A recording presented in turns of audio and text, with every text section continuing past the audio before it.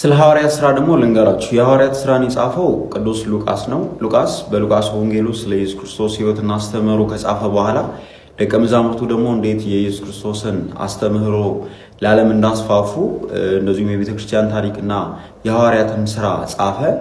ባጭሩ የሐዋርያት ሥራ የሉቃስ ወንጌል ቅጥያ ነው ማለት እንችላለን። መጽሐፉ መንፈስ ቅዱስ በእናንተ ላይ በወረደ ጊዜ ኃይልን ትላበሳላችሁ፣ እስከ ምድር ዳርቻም ድረስ ደግሞ ምስክሮቼ ትሆናላችሁ የሚለውን የኢየሱስ ክርስቶስን የመጨረሻን ቃል እንዴት በሐዋርያት ሕይወት ውስጥ እንደተፈጸመ ይተርካል። መጽሐፉ በ64 ዓመተ ምህረት የሮም መንግስት በክርስቲያኖች ላይ ያደረሰውን መከራና ስደት እንዲሁም የቅዱስ ጳውሎስን ሰማዕትነት ስለማይዘግብ መጽሐፉ ከ64 ዓመት ቀድሞ ተጽፎ እንደተጠናቀቀ ያሳያል። መጽሐፉ ዋነኛው መልእክቱ መንፈስ ቅዱስ እንዴት ለሐዋርያት እንደወረደ ከወረደም በኋላ ደግሞ ሐዋርያት እንዴት በመንፈስ ቅዱስ አጋዥነት ወንጌልን እንዳስፋፉ፣ ስለ እስጢፋኖስ መወገር፣ ስለ ክርስቲያኖች መበተን፣ ሐዋርያው ቅዱስ ጳውሎስ እንዴት ወደ ክርስትና እንደመጣና ሌሎች ጉዳዮችም ያትታል። ከዚህ በተጨማሪም ደግሞ ሐዋርያት እንዴት ሀገር ለሀገር እየተዘዋወሩ ወንጌልን እንዳስተማሩ በስፋት ይዘግባል። እንደኔ አንድ ክርስቲያን ስለ ቀደመችው ቤተ ክርስቲያን ማወቅ ከፈለገ ማንበብ አለበት ብዬ ሃይሊ ሪኮመንድ ከማደርጋቸው መጽሐፍቶች መካከል የሐዋርያት ሥራ